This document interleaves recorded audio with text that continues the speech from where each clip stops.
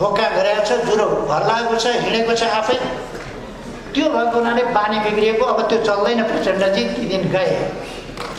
मान्छेहरू तपाईँका हतियार, तपाईँका लडाकुसँग डराउने समय थियो। म डराउँदैन थिएँ, अलि बोल्थेँ, त्यस बेला पनि बोल्थेँ।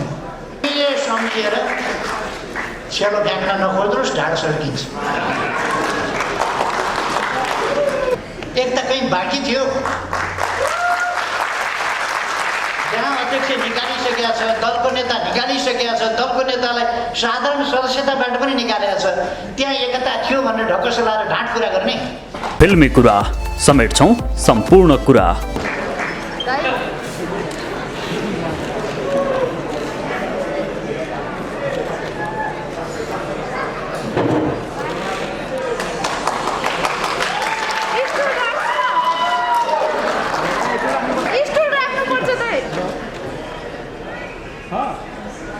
यस कार्यक्रमका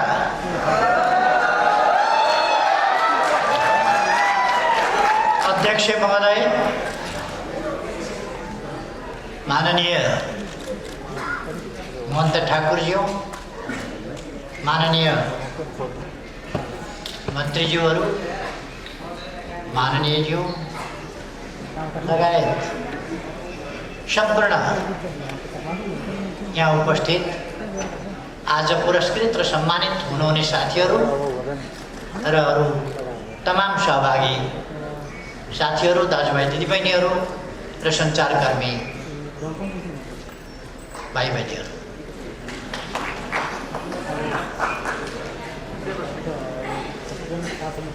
आज रिपोर्टर्स क्लबको 23औं वार्षिक उत्सव अथवा विगत 23 वर्षमा रिपोर्टर्स क्लबले गरेका महत्त्वपूर्ण कामहरू, देशको सेवाका निम्ति, जनताको सचेतनताका निम्ति गरेका कामहरू र आफैले आफ्नो प्रगति गरेका, उपलब्धि गरेका क्षणहरू र सिँढीहरू सम्झिने दिन पनि हो। र यी 23 वर्षका अनुभवहरूलाई लिएर आगामी दिनमा रिपोर्टर्स क्लब अगाडि कसरी बढ्ने भन्ने योजना बनाउने दिन पनि हो। यस घडीमा म रिपोर्टर्स क्लबलाई सफलताका 23 वर्षहरू पार गरेकोमा हार्दिक बधाई भन्न चाहन्छु र आगामी दिनहरू अझ बढी सफलताका हुन सकुन्, अझ बढी जनताको स्नेह, सम्मान, विश्वास रिपोर्टर्स क्लबले आर्जन गर्न सकोस्। म हार्दिक शुभकामना भन्न चाहन्छु। धेरै धेरै शुभकामना छ रिपोर्टर्स क्लबलाई।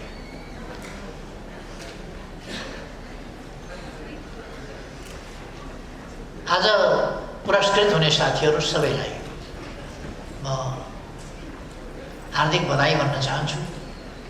तपाईहरुको कामको, तपाईहरुको योगदानको मूल्याङ्कन भएको छ र त्यसप्रति सम्मान गरिएको छ। म खुसी व्यक्त गर्न चाहन्छु र पुरस्कृत साथीहरूलाई आगामी दिनका लागि अझ ठुला सफलताको निम्ति अझ बढी पुरस्कृत हुँदै सम्मानित हुँदै जानुहोस् भन्ने शुभकामना पनि गर्न चाहन्छु। मैले देखेसम्म, बुझेसम्म, अनुभव गरेसम्म रिपोर्टर्स क्लबले मिशन पत्रकारिता भन्दा स्वच्छ पत्रकारिता, निष्पक्ष पत्रकारितामा विश्वास गर्यो। मिशन पत्रकारिता पुरस्कार चाहिँ राखिएर चाहिँ क्या हो जस्तो लाग्यो। केही मिशन पत्रिकाहरू हुन्छ जो, केही मिशन पत्रकारिता हुन्छ जो सत्यको मतलब छैन, मिशन के गर्न खोज्या हो त्यो गरेर छोड्यो।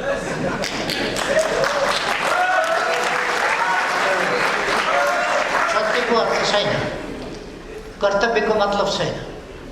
त्यस प्रकारको पत्रकारिताको निकै ठुलो बिटबिटी भएका बेला त्यस्ता पत्रकारिताहरूभन्दा पृथक साँचो पत्रकारिताको साझा मञ्चको रूपमा रिपोर्टर्स क्लबले आफूलाई उभ्याएको मैले पाएको छु। त्यसकारण म रिपोर्टर्स क्लबको प्रशंसा गर्न चाहन्छु। यद्यपि म पुरस्कृत भएको छैन, होइन, म पुरस्कृत नभए पनि अरू पुरस्कृत भए पनि खुसी व्यक्त गर्न पाइयो नि। र अब म त पत्रकारिता नगर्ने मान्छे कहाँबाट पुरस्कृत हुन्छ? खै तपाईँहरूले मलाई पुरस्कृत गर्नुभएको छ। डबलीमा देख्नुभयो अस्ति बुद्धिजीवीहरूको कामै हो।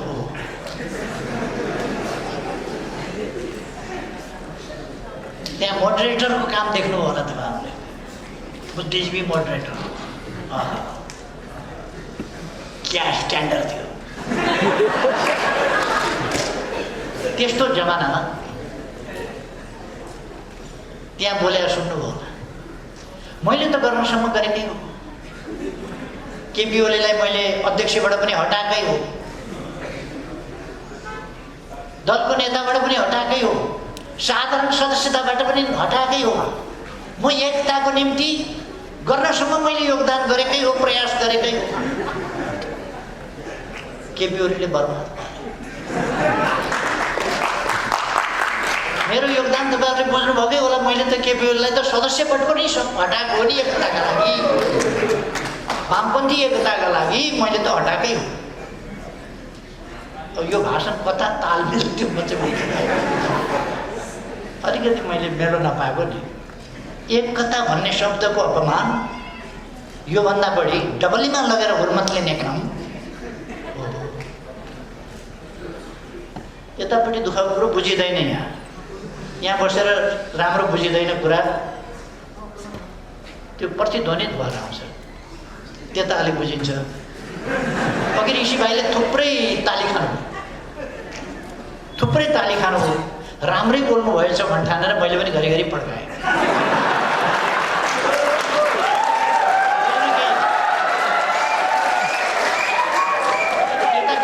बुझिँदैन, नबुझिएपछि के राम्रो भन्नुभयो होला भन्ने बुझिँदैन। यतापट्टि बसेपछि त्यता चाहिँ बुझिन्छ। त्यसकारण त्यताकोले ताली पड्काउनुहुन्छ, यताकोले एकछिनपछि ताली पड्काउनु। अरूले पड्काएको देखेपछि अरू बेला भएछ। खै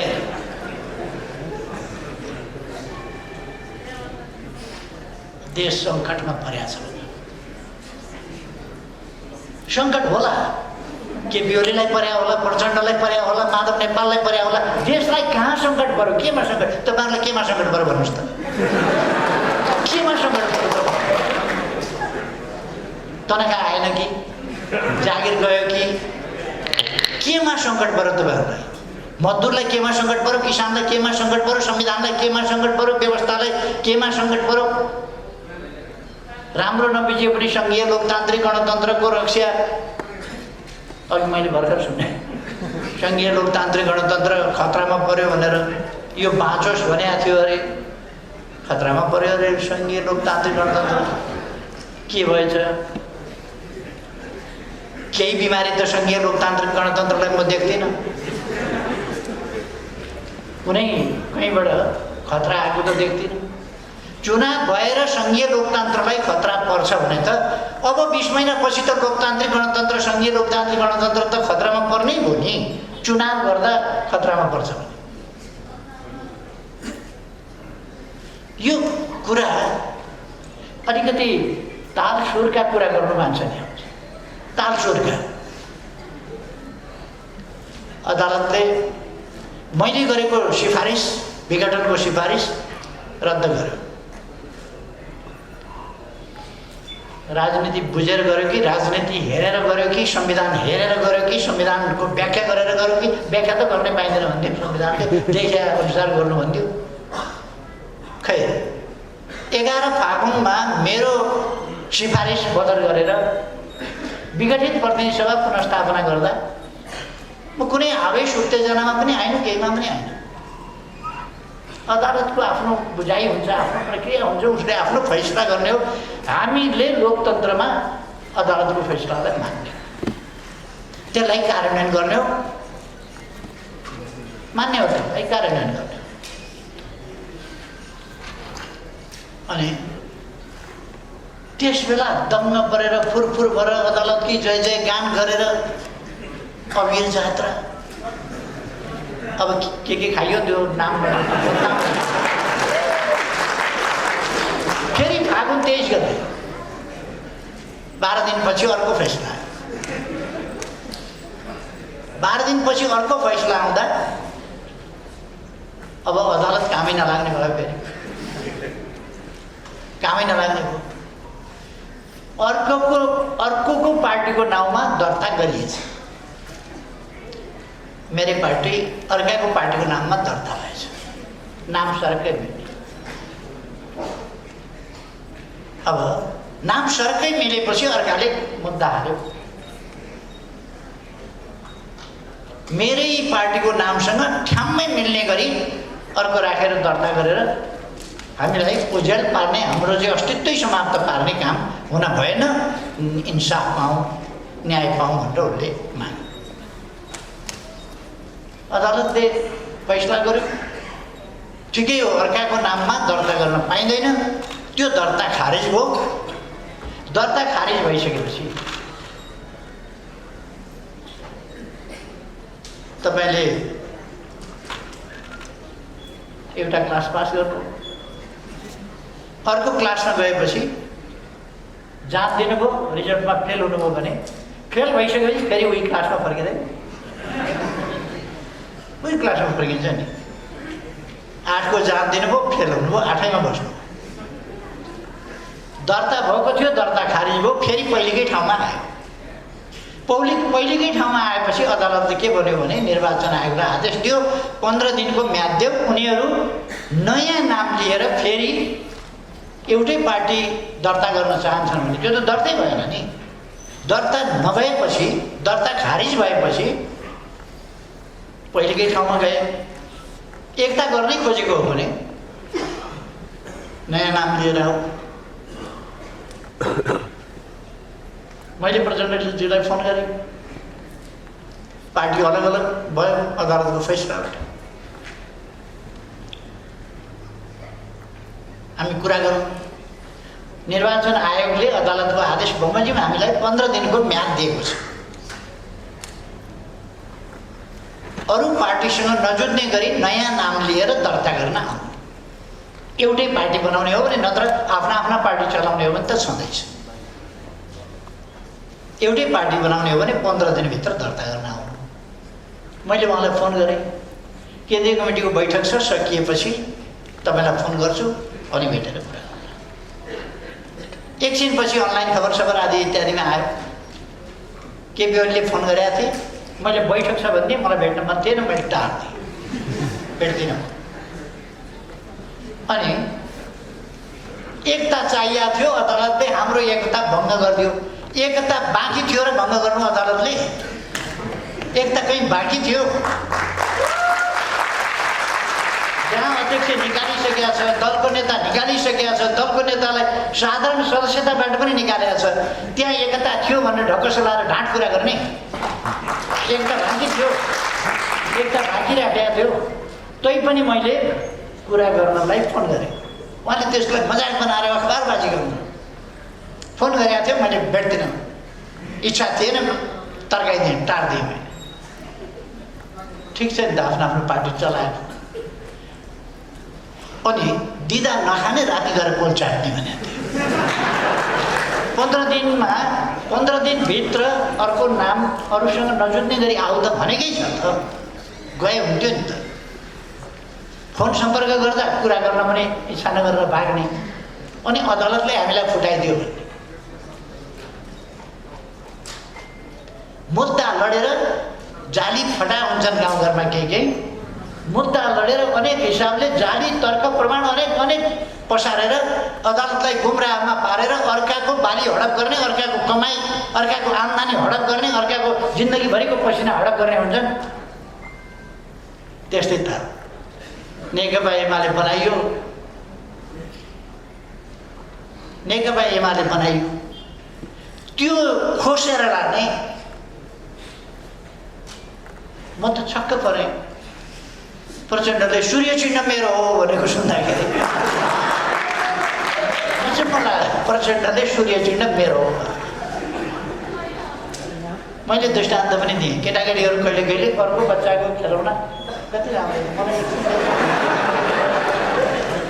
एकछिन देऊ न भन्छ, अनि समातेपछि यो त मेरै हो दिन्न।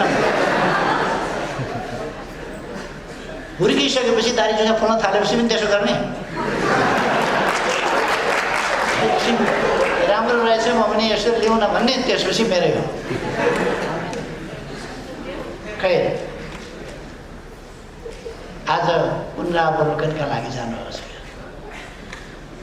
अदालत कुनै मजाक गर्ने ठाउँ हो र? दर्ता खारिज गरिदियो, पार्टी आफ्ना आफ्ना भइसके। डबलीमा बोल्ने मान्छेसँग एकता,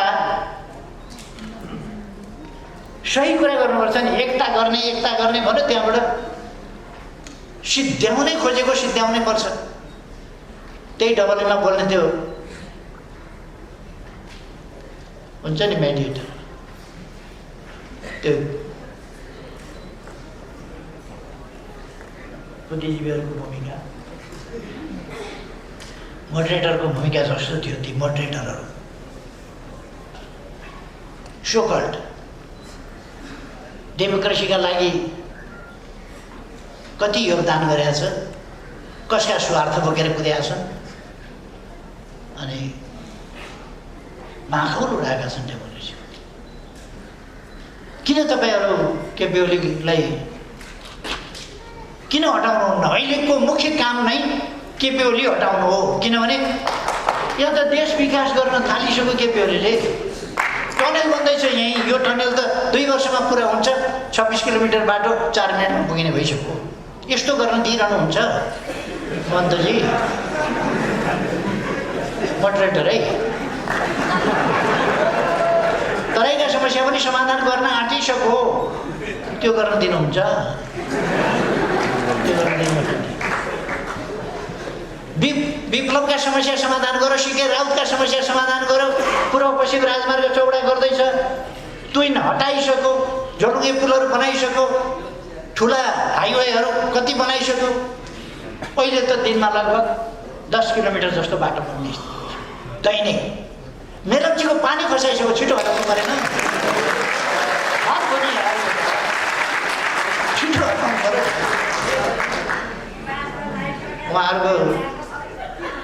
उहाँहरूको त्यही पोलिटिक्स होइन। देशप्रति अलिकति इमान्दार हुन सिक्नु पर्यो। कहाँ पर्यो देश सङ्कटमा? अघि भर्खर पनि एकजना मित्रले बोल्नु ल, वाक स्वतन्त्रता, प्रकाशन स्वतन्त्रता, कस्तो वाक स्वतन्त्रता छ? वाह, ज्याकेट गरेर फुत्त फ्याँकिदिन पाइन्छ। कसैले नथुनेको मुख आफै टेप लाएर थुनेर आएर गर्न पाइन्छ। त्यसपछि मनपरी बोल्न पाइन्छ, बोल्न पाइन्छ भन्दै बोल्न पाइन्छ, मनपरी बोल्न पाइन्छ, लेख्न पाइन्छ, छाप्न पाइन्छ। अनि कहाँनेरि भएन स्वतन्त्रता? वाक भएन कि प्रकाशन भएन कि के स्वतन्त्रता भएन? केमा भएन? अनि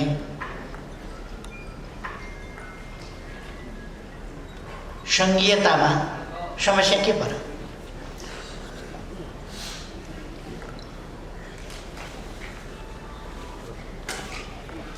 मेरो विचारमा यद्यपि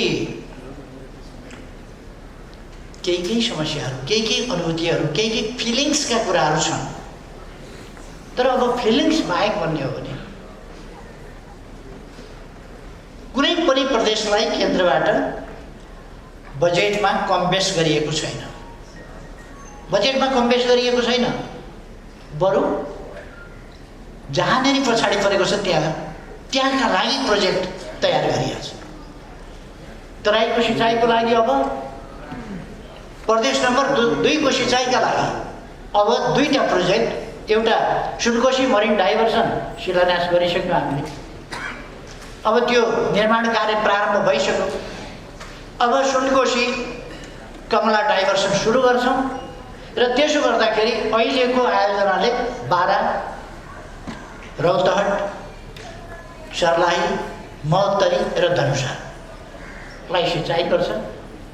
1,85,000 बिघा सिँचाइ गर्छ र अर्को सुनकोशी कमला डाइभर्सनले 1,70,000 बिघा जमिन सिँचाइ गर्छ, जुन कुरो हामी अब निकट भविष्यमा गर्दैछौँ।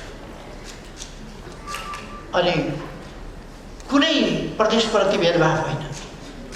हुलाकी राजमार्ग, सिमानामा बाँधिएका बाँध वा बाटाका नाममा बनाइएका हल्का संरचनाहरूले डुबान जुन गर्थ्यो त्यसलाई खोल्ने प्रबन्ध। अघिल्ला सरकारहरूले त बाँध बाँधेको त टुलु हेरेका थिए नि त, अहिले त बाँध खोल्ने काम गरिरहेको छ त। गत वर्षको त्यस्तो डुबानमा पनि तराईमा त्यति डुबान भएन, किनभने धेरै ठाउँमा हामीले खोल्ने प्रबन्ध गर्यौँ भारत सरकारसँग कुरा गरेर। ती खोल्ने कामहरू भएका छन्। र हुलाकी राजमार्ग, त्यो हुलाकी राजमार्ग हामी जन्मिनभन्दा अगाडिको राजमार्ग बाटो हो। त्यसलाई राजमार्गको रूपमा विकास गर्ने भनेर कुरा चलेको धेरै भएको थियो। अघिल्लोपल्ट प्रधानमन्त्री महुँदा 10 अरब रकम छुट्याएर बनाउन सुरु गरेको आफैले, अरूको भर्न पर्ने आफै बनाउने भनेर अहिले लगभग 95% सिद्धियो भनेर आज मात्रै उठाएर मैले अखबारमा पढेको थिएँ। लगभग 95% सिद्धियो काम भनेर। केही आरक्षणका क्षेत्रहरू, केही यस्ता क्षेत्रहरूमा जहाँ कानुनी प्रावधानहरूको व्यवधान थियो त्यसलाई हटाउनु पर्नेछ। हामीले थुप्रो विकासका कामहरू गरेका छौँ।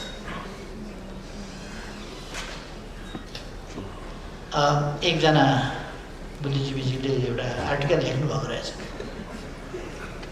त्यो आर्टिकल के लेख्नुभएको रहेछ भने फागुन 3 गते केपी ओलीले अब के गर्छु भनेन, विगत 3 वर्षमा के गरेँ भनेर इतिहास सुनाएर बसे, पछाडिका कुरा बितेका कुरा गरेर बसे, अब के गर्छु भनेन। मैले अब के गर्छु भन्ने कुरा थुप्रै गरेको छु।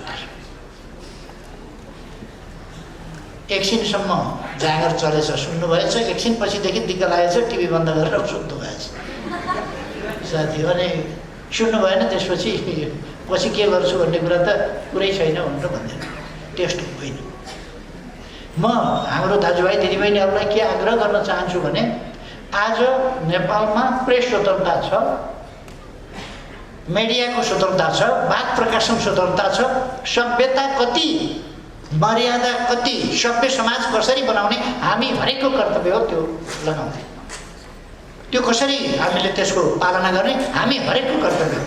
हामी हरेक सचेत नागरिक, अनपढ, गाउँको पछाडि परेको, दुर्गम ठाउँको, कसैले पढ्न नजानेको, लेख्न नजानेको वा सभ्यता नदेखेको मान्छे मिडियामा काम गरिरहेको छैन, नेता भइरहेको छैन।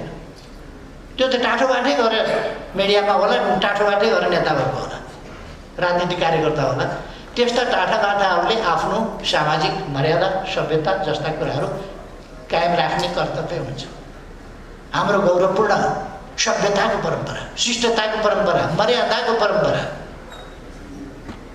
हाम्रो त पितृदेव भव, गुरुदेव भव आदि, हामी आफूभन्दा ठुलाहरूलाई सम्मान गर्ने, सानाहरूलाई स्नेह गर्ने, त्यो हाम्रो सभ्यता हो। त्यसमा कति हामी अरूका नकल गर्दैछौँ, कति नकलभन्दा बढी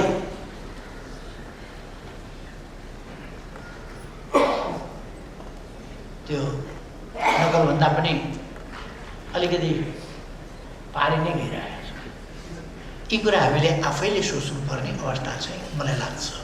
सोच्नुपर्छ हामीले कि हाम्रो सामाजिक मर्यादाको परिपाटी, सभ्यताको परिपाटी त्यो ध्वस्त नहोस्, हाम्रो समाज एउटा शिष्ट सभ्य समाज होस् भन्ने कुरा। कुनै विदेशीले पनि हाम्रा कुराहरू पढ्दाखेरि आश्चर्यचकित भएर नेपालको एउटा कल्चरल स्ट्यान्डर्डप्रति नकारात्मक धारणा पलाउने स्थिति नहोस् भन्ने कुरा हामीले ध्यान दिन जरुरी छ।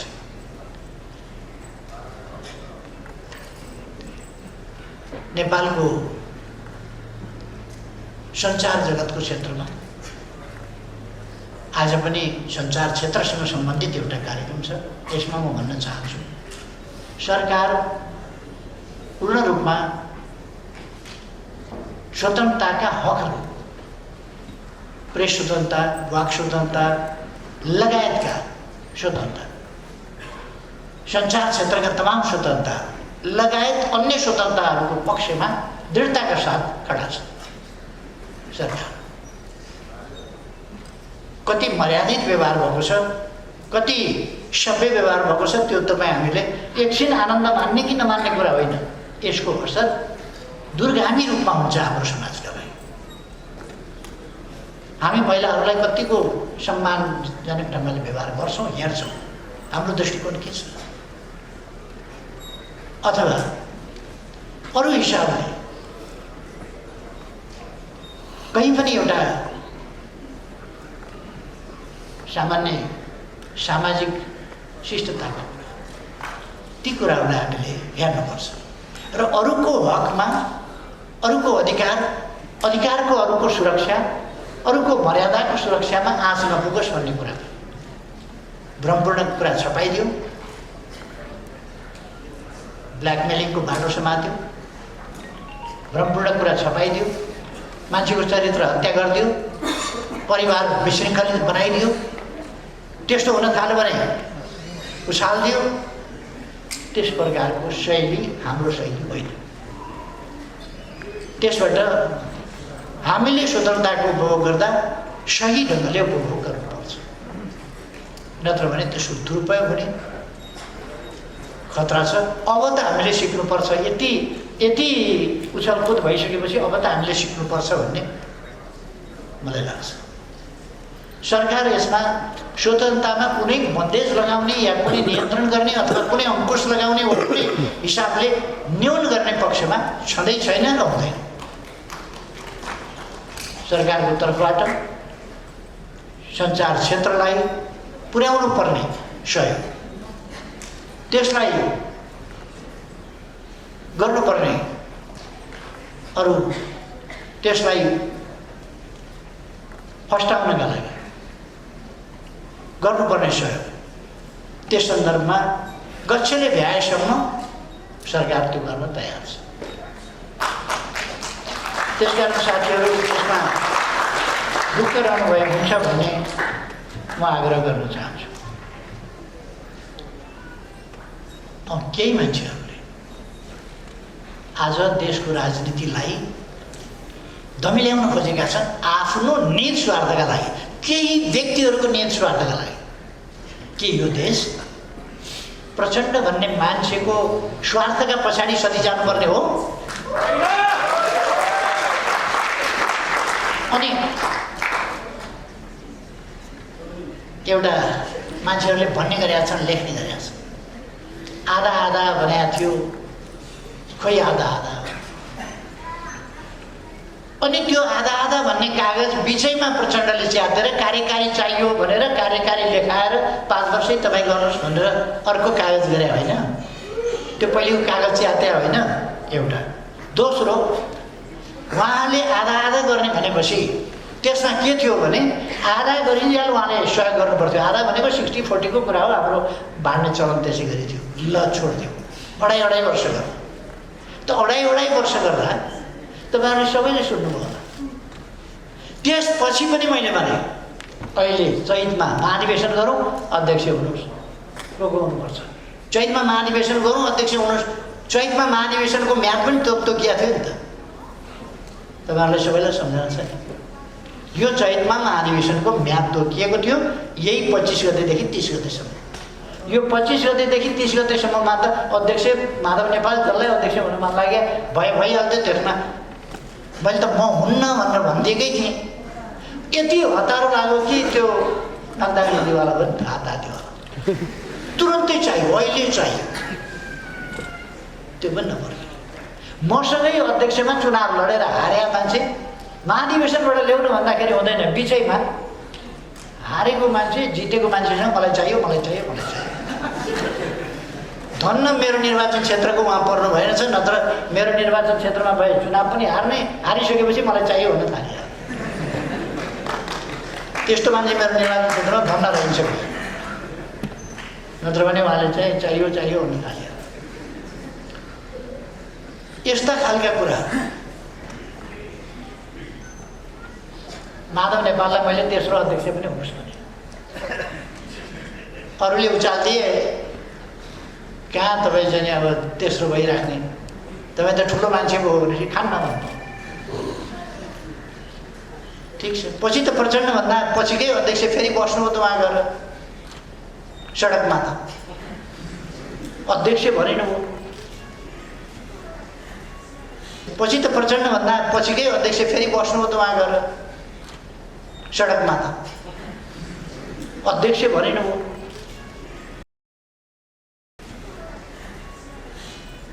ठिक छ, पछि त प्रचण्डभन्दा पछिकै अध्यक्ष फेरि बस्नु हो त उहाँ गएर सडकमा त अध्यक्ष भनिनु हो।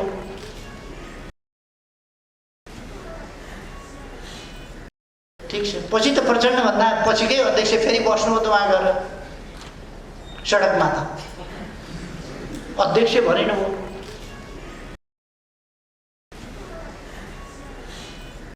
ठिक छ, पछि त प्रचण्डभन्दा पछिकै अध्यक्ष फेरि बस्नु हो त उहाँ गएर सडकमा त अध्यक्ष भनिनु हो।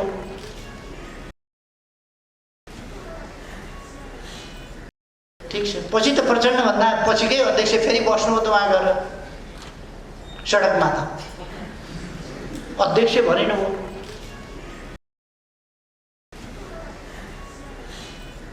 ठिक छ, पछि त प्रचण्डभन्दा पछिकै अध्यक्ष फेरि बस्नु हो त उहाँ गएर सडकमा त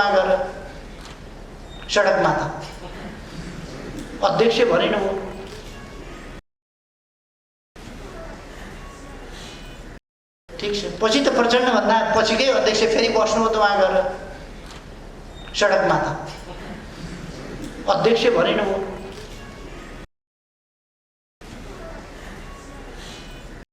ठिक छ, पछि त प्रचण्डभन्दा पछिकै अध्यक्ष फेरि बस्नु हो त उहाँ गएर सडकमा त अध्यक्ष भनिनु हो।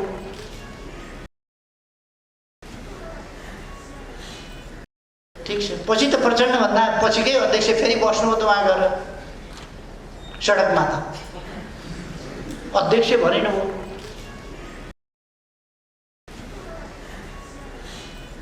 ठिक छ, पछि त प्रचण्डभन्दा पछिकै अध्यक्ष फेरि बस्नु हो त उहाँ गएर सडकमा त अध्यक्ष भनिनु हो।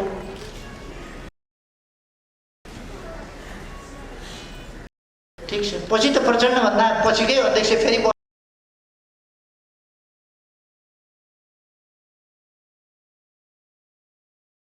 पछिकै अध्यक्ष फेरि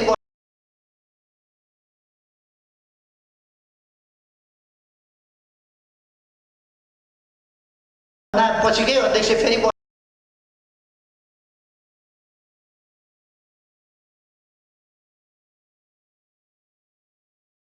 पछिकै अध्यक्ष फेरि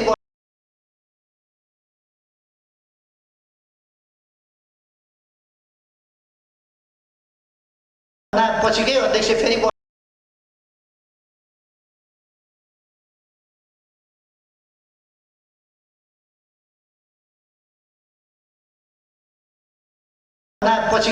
फेरि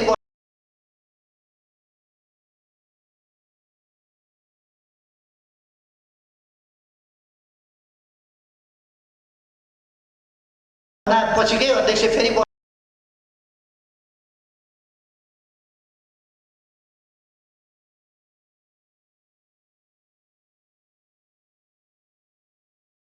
पछिकै अध्यक्ष फेरि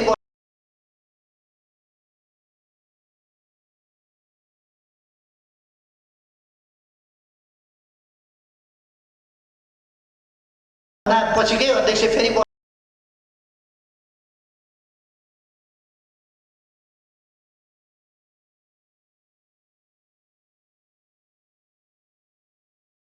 पछिकै अध्यक्ष फेरि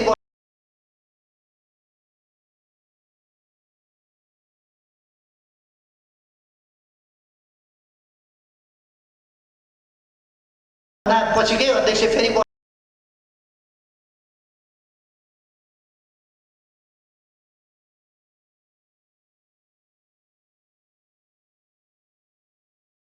पछि के अध्यक्ष फेरि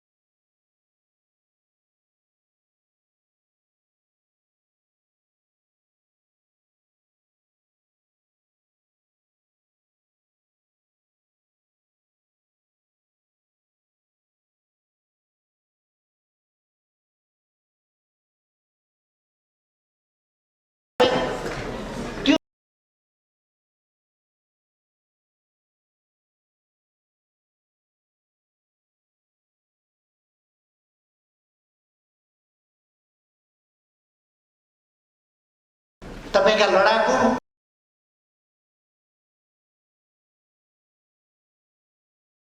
त्यस बेला पनि बोल्थ्यौँ।